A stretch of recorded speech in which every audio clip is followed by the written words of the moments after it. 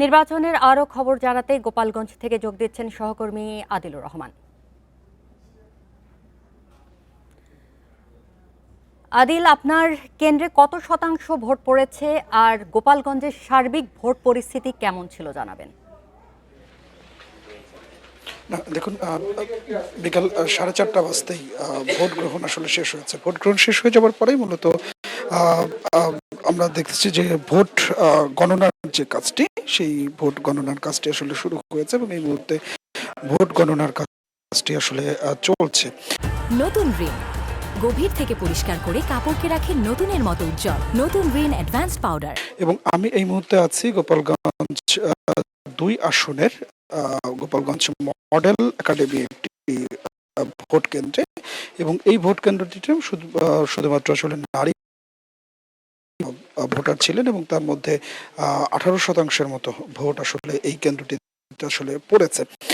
খুব কঠোর নিরাপত্তার মধ্য দিয়ে এই ভোট গণনার যে কাজটি, সেই কাজটি আসলে চলছে। এখানে আইন শৃঙ্খলা বাহিনীর সদস্যদের পাশাপাশি প্রত্যেক প্রার্থীর যারা এজেন্ট আছেন, সেই এজেন্টরা তাদের উপস্থিতিতে এখানে ভোট গণনা চলছে এবং পুঙ্খানুপুঙ্খভাবে নিখুঁতভাবে কঠোর নিরাপত্তার মধ্য দিয়ে এখানকার যে ভোট গণনার কাজ, সেই ভোট গণনার কাজটি আসলে চলছে। অর্থাৎ ভোটগুলো একাধিকবার গণনা করা হচ্ছে যাতে ভোট গণনায় কোনো ধরনের কোনো ভুল না থাকে এবং ভোট গণনায় যেন আসলে স্বচ্ছতা থাকে।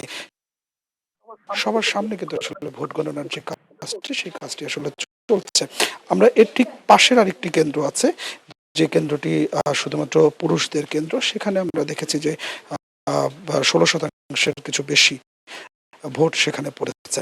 তবে গোপালগঞ্জের অন্যান্য যে আসনগুলো বা অন্যান্য যে এলাকাগুলো আছে, সেখানে কোনো কোনো আসনে বা কোনো কোনো ভোট কেন্দ্রে 35%, 40%, যেটি আসলে সারা দেশের মানুষ গোপালগঞ্জের দিকে তাকিয়েছিল যে গোপালগঞ্জের ভোট গ্রহণ আসলে কেমন হয়। গতকালকে আপনি জানেন যে ককটেল বিস্ফোরণের ঘটনা ঘটেছে, আজকে সকালেও একটি ভোট কেন্দ্রে ককটেল বিস্ফোরণের ঘটনা ঘটেছে।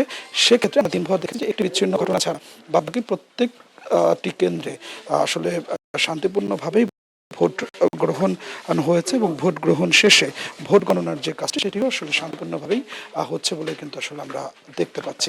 তো আমার কাছে গোপালগঞ্জ থেকে এটাই ছিল এখনকার সবশেষ। আদিলুর, ধন্যবাদ আপনাকে।